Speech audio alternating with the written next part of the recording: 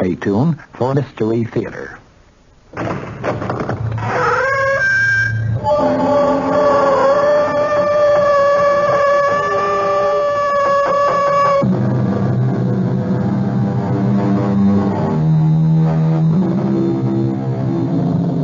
Come in. Welcome. I'm E.G. Marshall. We have another story designed to hit you right between the ears. Murder, of course, is a common, everyday subject of the mystery story.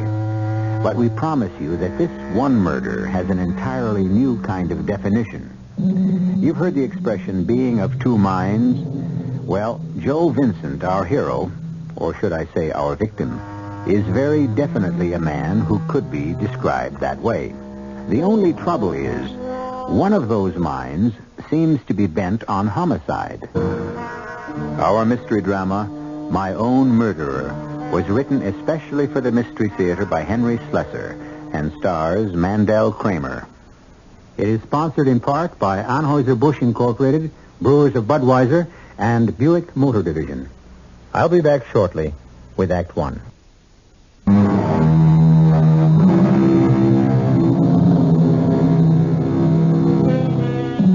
What is the past? What is the present? Sometimes our minds can no longer tell the difference. Sometimes the strains and stresses of our lives stop us from sorting out the differences between then and now. You're about to meet a man who has this problem, and others.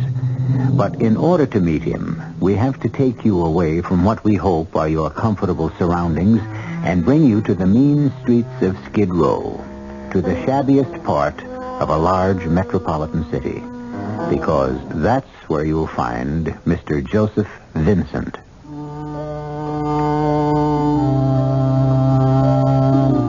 I woke up.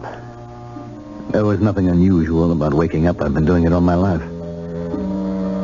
But lately, waking up has been the beginning of a nightmare, not the end. The moment I opened my eyes, I knew this morning was going to be one of those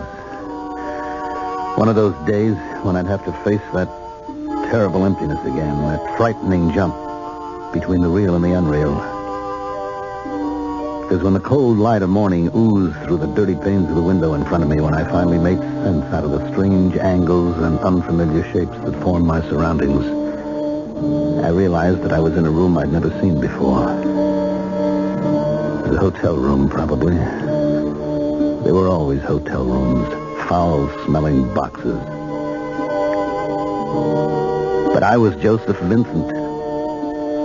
And I didn't belong in a flea-bag flophouse of a hotel. I didn't belong in this cell of misery. I was Joseph Vincent, and I was rich. Hello? Hey, you, checkout time is 12 o'clock. What was that? This is a hotel, buddy, not a furnished room. You got 20 minutes to get out of there, or I'll have to charge you another $9. $9? Is that the rate? That's right. I told you that when you checked in. When? When was that? What time last night? I don't remember. Was I drunk? Look, mister. All right, just tell me one more thing. What's the name of this hotel? It's the Hotel Macaulay's.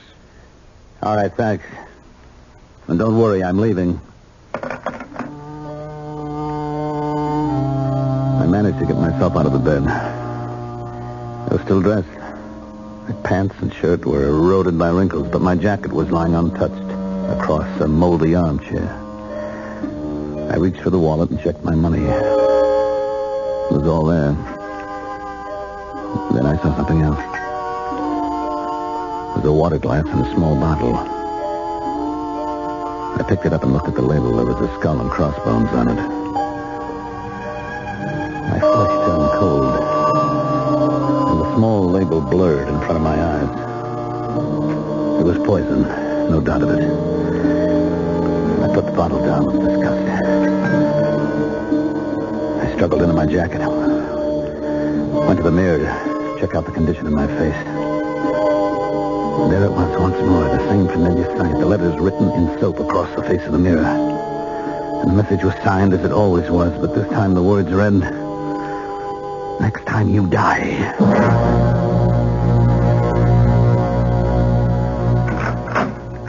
Come in, Mr. Vincent. Thank you, Doctor. Please, sit down. Thank you. Why don't we begin with the obvious? Tell me how you got my name. Well, you may not be flattered, Doctor, but I found it in a directory, a medical directory in the library. Well, at least you know something about my credentials. So, why not tell me about yourself? Well, you know my name, Joseph Vincent. I'm in Wall Street. Or I was. I've been sort of retired for a while. Mm-hmm. How old are you, Mr. Vincent? 56. It's young for retirement. Was it voluntary, reasons of health? Yes, it was voluntary.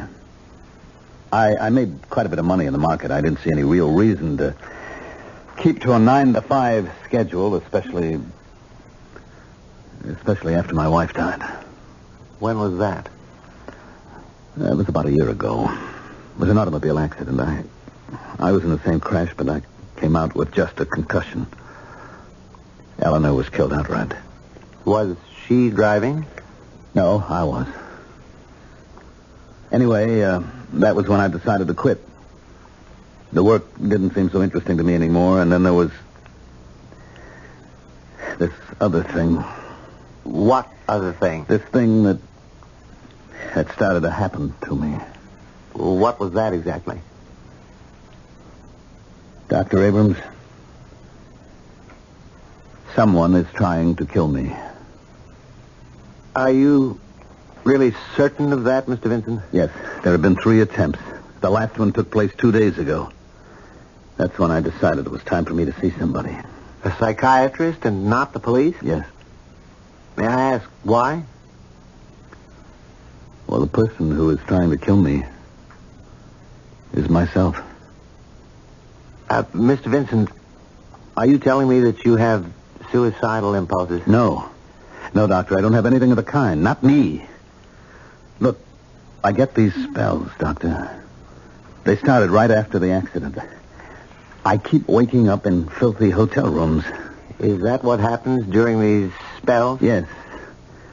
I suppose maybe you could call it amnesia, blackouts. I've had half a dozen since the accident, each one a little longer than the one before. They come on suddenly without any warning. And then I just find myself in one of these cheap rooms downtown around 10th Avenue or something. Sometimes I wake up at home in my own bed. Do you live alone? No, I have a housekeeper, Mrs. McLeavy. She's been with me, for more than 20 years. She's been worried sick about these disappearances of mine. Tell me about the last time. Well, I woke up in a place called the Hotel Margolies. I must have been drinking. I had a hangover. I could still taste the wine I'd drunk, a cheap Muscatel. There wasn't any wine bottle in the room, but there was something else. A bottle of poison. Poison? Yes. And there was one more thing. What was that? A note. Written on the mirror in soap. What did it say? It said, "Next time you die." And it was signed Joe Vincelli. Joe Vincelli? Who's that? It wasn't the first time Vincelli had threatened me. Twice before he left notes for me on the mirror. This time he tried to poison me. Next time is it. Mr. Vincent, who is Joe Vincelli? I told you. It's me. Yes. Look, I know my name is Joseph Vincent, but it wasn't always. I came to America 34 years ago, and my name was Giuseppe Verdi Vincelli.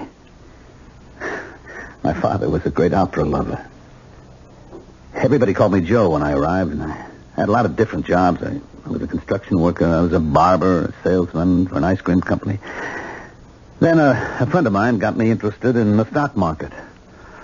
I went to school at night for about 4 years, and then I got a job down on the street. I don't know, maybe I was smart or maybe I was lucky, but... And why do you think Joe Vincelli is after you? I don't know, Doctor. That's why I'm here. So you can explain it to me. Why this other man that's in me, in my own body, wants me dead.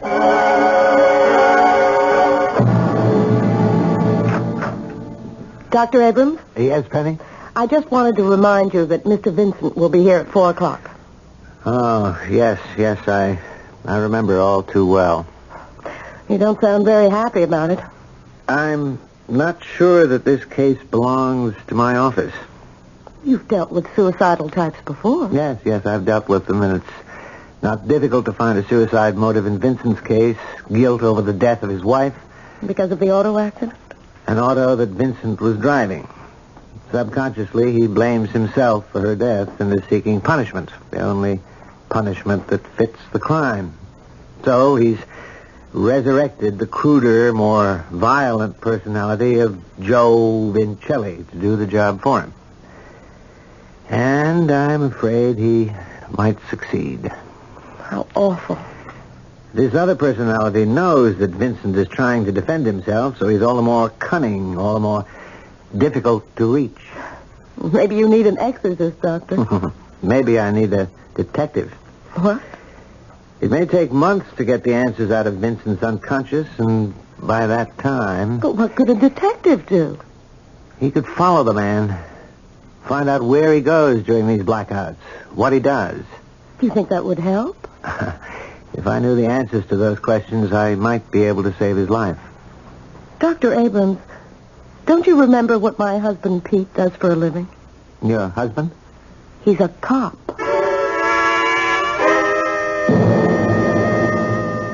I don't understand what you intend to do, Dr. Abrams. Well, I know it's unorthodox, Mr. Vincent, but I think the problem is critical enough to warrant some unusual tactics. That's why I wanted you to meet Mr. O'Connor. Just call me Pete, Mr. Vincent. Pete is my nurse's husband. At the moment, he's on leave from the police force. I've got a minor disability. A junkie stabbed me in the side last month. But don't worry. I can get around just fine. Well, what do you intend to do? Arrest Joe Vincelli? You're not too far wrong. What we need to do, Mr. Vincent, is find out exactly where your friend Joe Vincelli takes you when you have these spells of amnesia. Now, I could continue to probe your unconscious for that answer, and I will, but at the same time, I'd like to try a direct approach to the problem. Yeah. I see that it does make sense. I've often thought I needed to be watched. If we can catch you in the personality of Joe Vincelli, Mr. Vincent, maybe we can make Joe listen to reason and leave you alone. But the least we can do is stop him from killing you.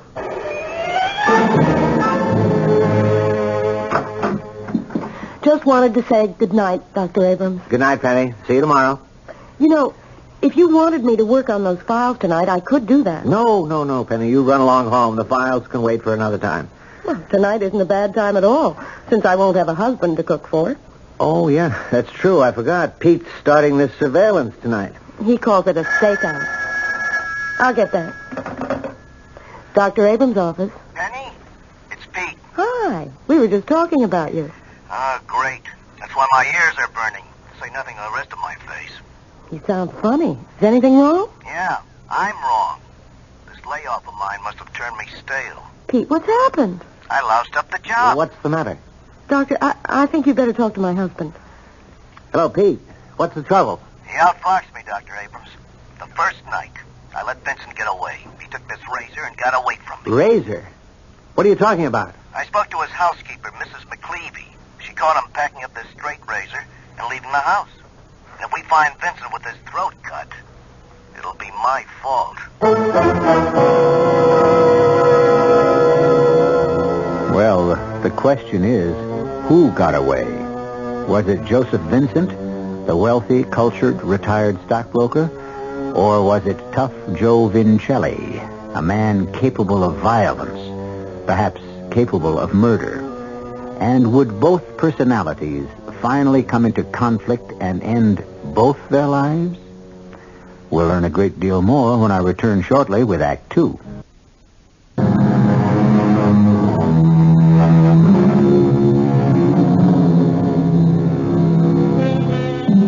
Joseph Vincent has disappeared, and in the offices of Dr. William Abrams, a gloomy trio has gathered to determine their next step. None of them certain that Joseph Vincent hasn't already known the vengeance of his alter ego, Joe Vincelli. I don't know how I could have been so stupid. The boys in the station house hear about this. They won't let me back. Stop blaming yourself, Pete. No, it's my fault, really. I should have warned you that something like this could happen. Yeah, but the very first night of my stakeout. Well, that's something I never figured. It's something that Joseph Vincent's alter ego figured, however. Pete, how did it happen exactly? Well, I was sitting outside in my car, and I saw Mr. Vincent leaving his house. So I started the engine. Well, that's when he waved to me and came over. Well, what did he say? He just said he was walking around the corner to the newspaper store. Did he look the same, sound the same? Exactly. I couldn't see anything wrong with the guy at all. He fooled me, Penny. He wasn't Joseph Vincent at all. It was this other guy, Joe Vincelli. Well, what did you do when he didn't return?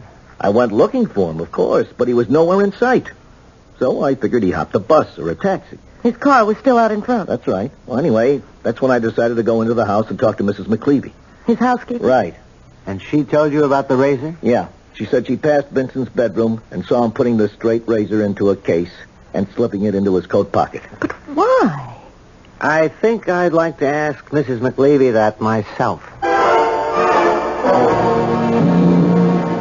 I feel just terrible about this, Doctor. Just awful. I just don't understand it, Dr. Abrams. I've known the man for 20 years, and I've never seen him act so strange. When was the first time you knew about Mr. Vincent's problem? I never did know the first couple of times. He didn't say a word, but then he couldn't hide the truth anymore. Once he was gone for a whole week, just walked out of the house without a word, and didn't come back for a week. His clothes were a terrible mess.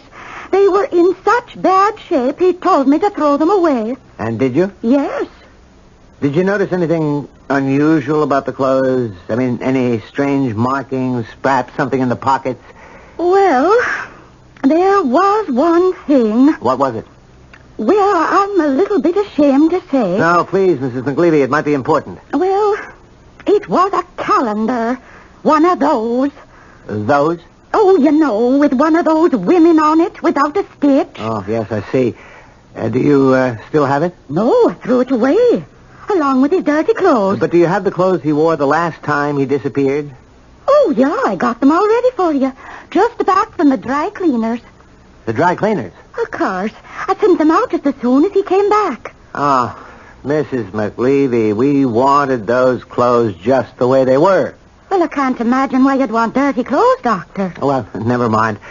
I'll take them just the way they are. I'll get them for you. Oh, Mrs. McLeavy. Yeah? One more thing. Did Mr. Vincent always use a straight razor? Why, no, he never did. What? He used an electric razor all the time.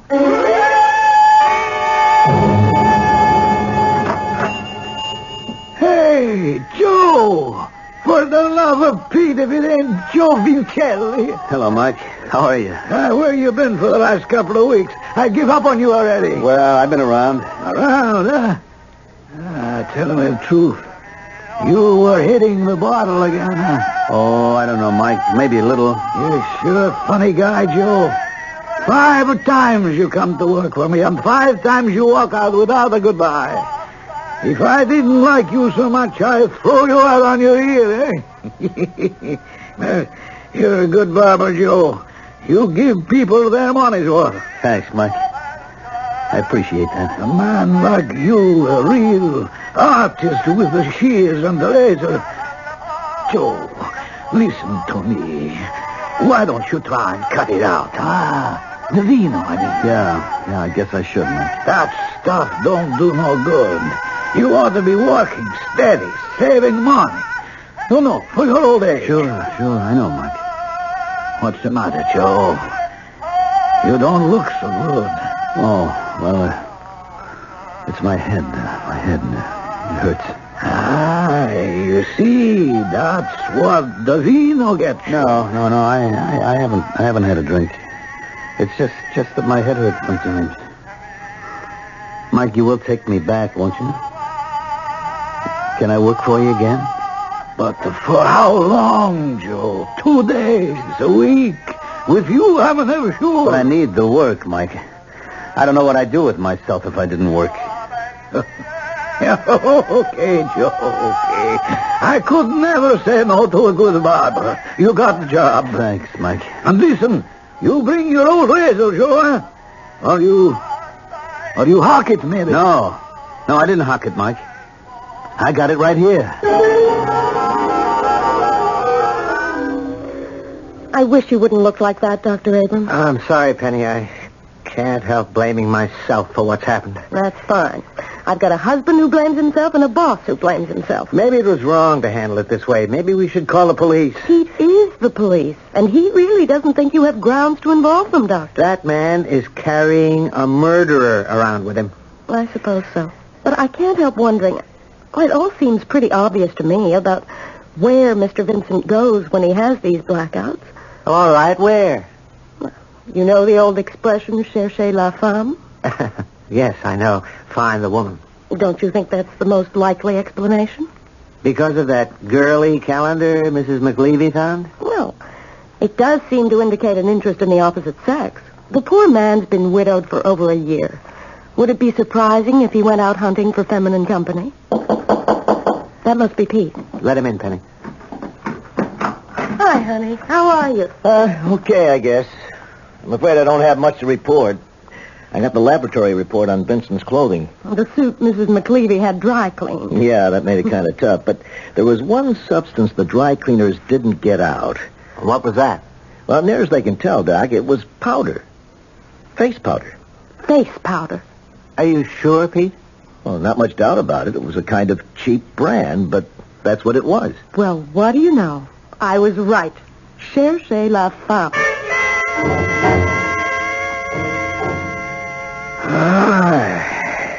Nobody gives us a shaver like you, Joe. You really got the touch. Oh, thanks, Mike. It's worth it to be having you work here. Just so you can give me a shave. Hey, Joe, you son of a gun, so you're back. Oh, hi, Phil. How are you, Joe? Where you been lately? I missed you, buddy. Oh, I've been away. Last time I saw you were hitting that vino pretty hard. Oh, you're a bad boy, Joe. You know that gin and vino don't mix. That's right. Hey, we played gin rummy together, didn't we? Hey, how you like that? Doesn't even remember. Took $50 off me and he can't remember a thing. Hey, good for you, Joe. Teach you these young punks a lesson. Well, how about when your great shades, Joe? Oh, no, I'm sorry. I'm not working anymore today. You mean you're quitting so soon? Yeah, Joe has got the headache. Oh, that's too bad, Joe.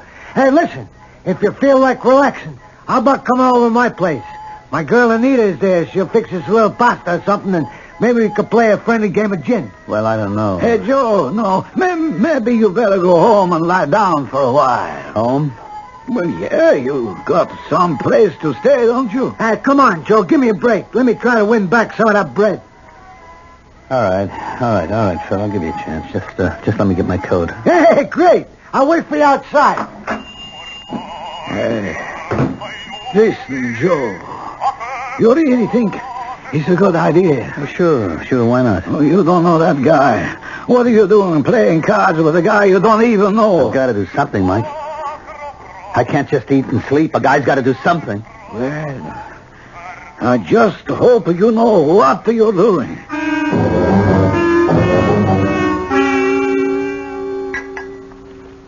Go on, Joe. Help yourself. Boy, these cards are really lousy. They'll look better after a little more vino, Joe. Looks to me like you boys need a fresh bottle. No more from me. Don't you like the stuff, Joe? Maybe I shouldn't drink anymore. My head feels like a tom-tom. Hey, maybe it's the red stuff. Hey, Anita, how about breaking out that Chablis? How's that sound, Joe? Yeah, okay. Hey, I'll give you the 8 of hearts. Oh, that's nice of you, Joe. I'll take that there little 8 of hearts and give you the 2 of diamonds. Here you go, boys. Nice fresh 2 bottle. diamonds. 2 diamonds don't do me no good. Drink up, Joe. Yeah, thanks. Thanks a lot. How about picking another card, Joe? Oh, didn't I just pick one? You're getting a little stupid now, Joe. Drink your vino, Joe. That'll make everything look better. Yeah, go ahead, Joe. Have a drink. Yeah. Oh, yeah, that's right. It's good. It's very good, Phil. This is very nice. Oh. Oh, careful! Hey, Joe. Yeah, he's out like a light. Dead to the world. Hey, come on. Give me a hand with him. What are you going to do, Phil? You don't know what I'm going to do, baby. I want to make sure that Mr. Vincelli is really dead to the world.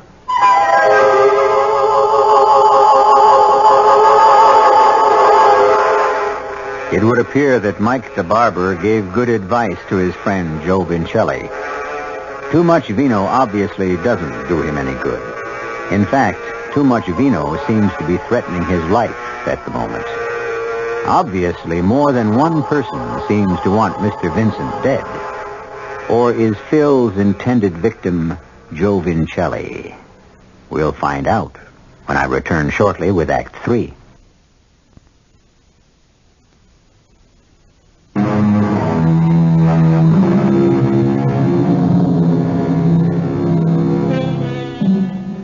Joseph Vincent has disappeared, and a man who used to call himself Joe Vincelli has taken over his body, returning to the trade he knew as a young man.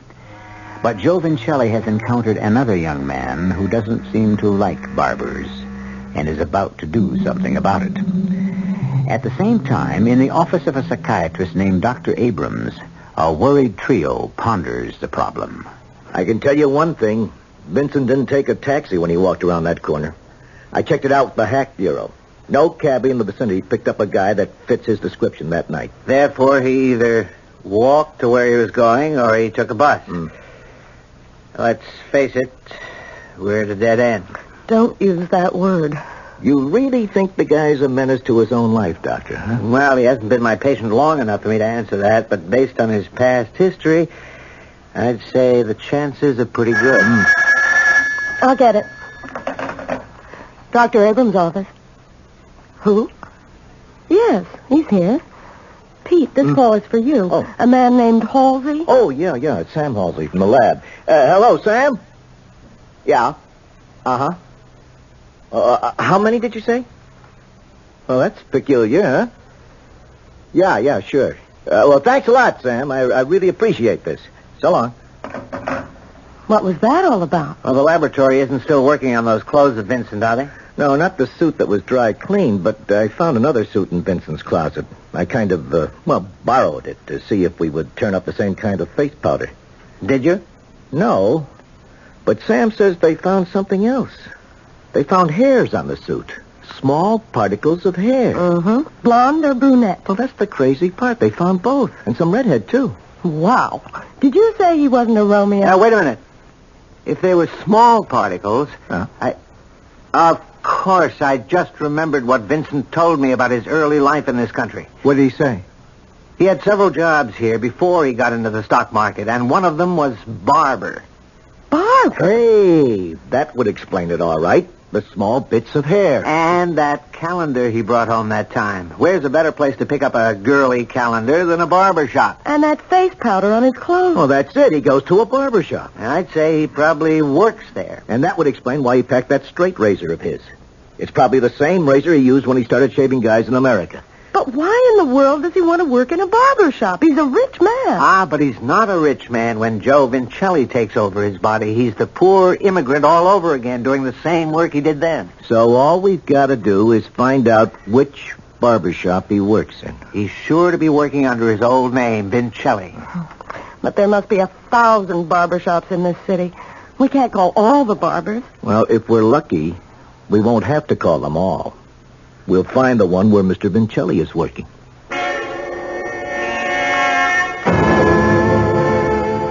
Hey, come on, Joe. You can make it, old buddy. Just a few steps more. Hey, what is this? You're bringing that wino back here? What's the matter? Don't this hotel want customers? Not like that one. He won't be any trouble. He'll just sleep it off. Yeah, well, just make sure he's got enough money to pay the room rent. You don't have to worry about my pal. Yeah, maybe you better pay for it in advance. Okay, sure, friend. Anything you say. As long as I can make sure my boy Joe is all right. Hello? Apex Barbers? Vincelli. Do you have a barber named Vincelli. All right, thank you. Thank you. Okay, thank Hello? you. Thank you. Is this the Continental Barber Shop? Hello, Please tell me. Freddie's Barber Shop. You have a barber. You got a barber named Lincoln Joe Barber Shop? Vincelli working there? Tell me if you have a barber named Joe Vincelli there. What's that? Hey, Doc, Penny, I got him. Never mind. Yeah, I understand. But can you tell me where he went? Isn't he there? No, he took off this afternoon with a friend. Does he know where the friend lives? He said he doesn't know. Hello? Listen, are you the owner? Yeah, it's very important that we find Mr. Vincelli. Well, but you must have some idea. Pete, tell him we'll come down there and talk to him in person. Yeah, look, if Joe is in some kind of trouble... No, it's not the kind of trouble you might think, Mr. D'Angelo. You said you were a cop, right? Yes, I'm a police officer, but this gentleman here is a doctor. Joe Vincent's doctor. Who's Joe Vincent? The guy I know is named Vincelli. Yeah, well, they're one and the same. We think that your friend may be in danger, Mr. D'Angelo. He has definite suicidal tendencies. Joe does? That's right. And unless we can locate him, he may never work for you or anyone else again. Well, like I told you, there's a fella comes in here. Joe played cards with him a couple of times. All I know is his first name, Phil. Well, what does he do for a living? I don't know. I think he's a bookie. I told Joe not to get mixed up with him. And you don't know where he lives? No, I don't know. Oh, wait a minute. Huh? He has got a girlfriend in the neighborhood named Anita French. Maybe she can tell you where he is. That's it, Joe. That's all it's going to take. Just turn on the heater and let some nice gas into the room. Sure, Joe. Hey, you just lie back and take it easy. Now, just one more thing. Gotta get the soap. Here it is. Now, let's see. What do we want to write today, Joe? Hey, I know. Just one word today, Joe, okay? Just one word.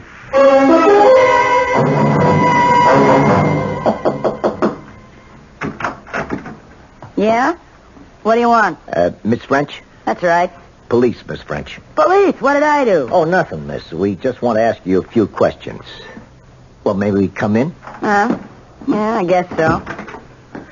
Well, looks like there's been a card game here, huh? Is that why you're here, on a gambling bust? Well, forget it. It was just a friendly game. No, that's not why we're here. We came to ask you about a friend of yours named Phil. And his friend, Joe Vincelli. Was Mr. Vincelli here today, miss? Yeah, he was. So what? Where's Mr. Vincelli now? How should I know? The game broke up and they left.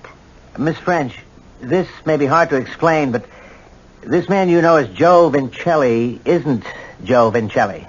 He has another personality, another identity. I don't know what you're talking about. Well, it's not important that you understand. What is important is that Joe Vincelli is in danger of taking his own life. What? We've got to find this guy before he hurts himself. Now, can you understand that much? Hey, Pete, wait a minute. Look at this. Well, what is it, Doc? A matchbook. The Hotel Margolis. Hey, that's right across the street. That's where Vincent went the last time. Maybe he's going back again.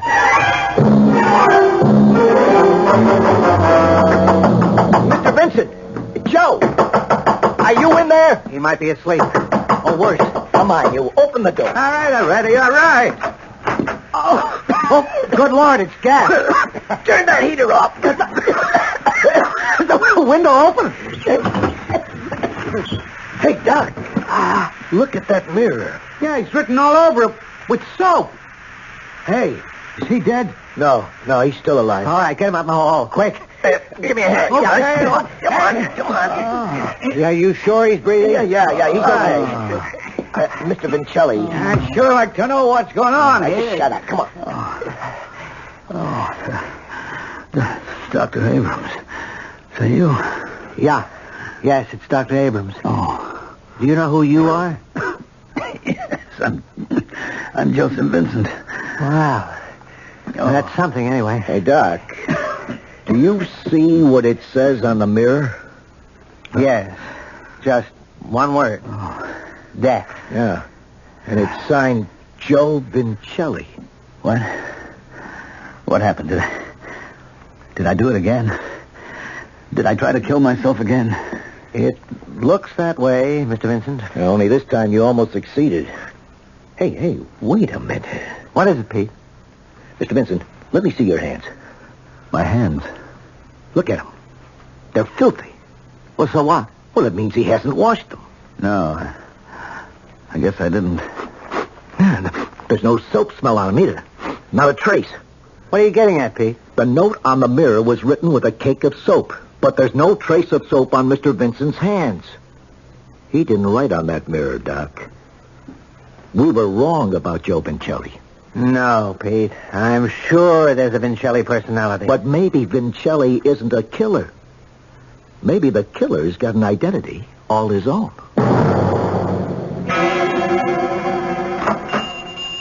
Hi, Mike. Oh, hello, Phil. Nita said you called her. Something about my buddy Joe. Yeah, that's right. I'm afraid Joe won't be around to save you no more, Phil. No kidding. Disappeared again? Yeah. Hey. Yeah. But look, I don't want to lose a good customer. You sit down. I assure you I can give you as good a shave. Okay, Mike. I want him to take a chance.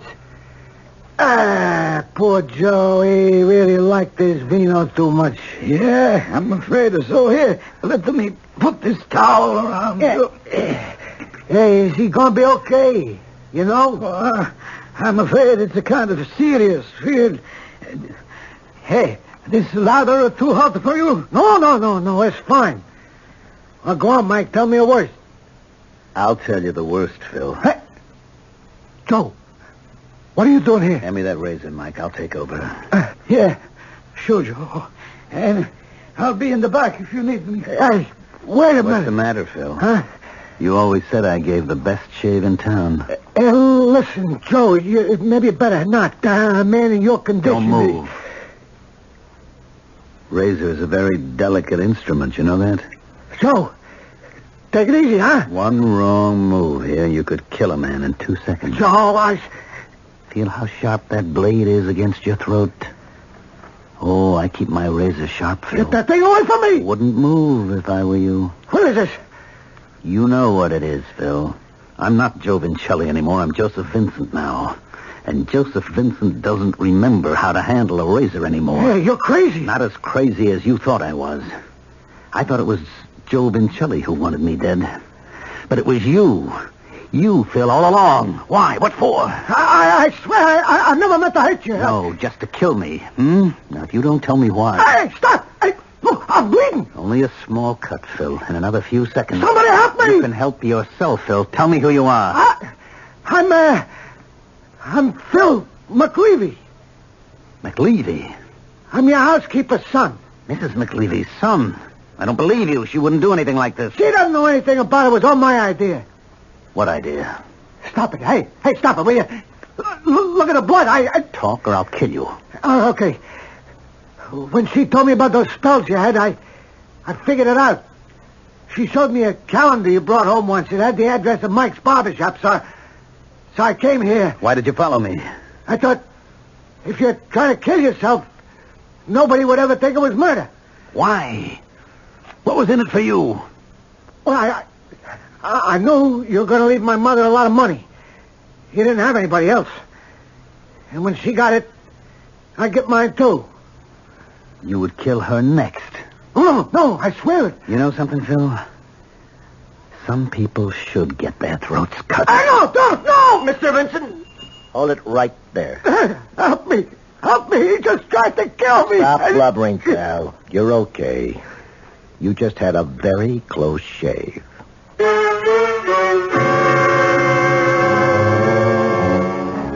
They say that barbershop shaves are becoming a lost art. And if that's the kind of shave they're handing out these days, I can well understand.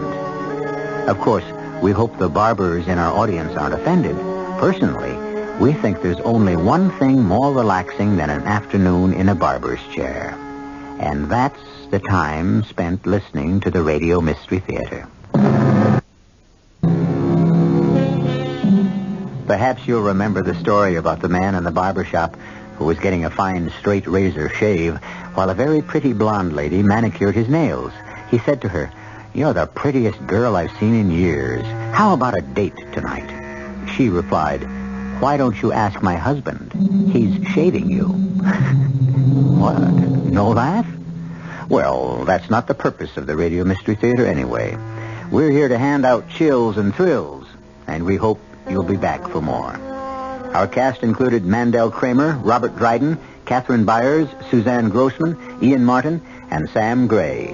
The entire production was under the direction of Himan Brown. Radio Mystery Theater was sponsored in part by Buick Motor Division and Anheuser-Busch Incorporated, brewers of Budweiser.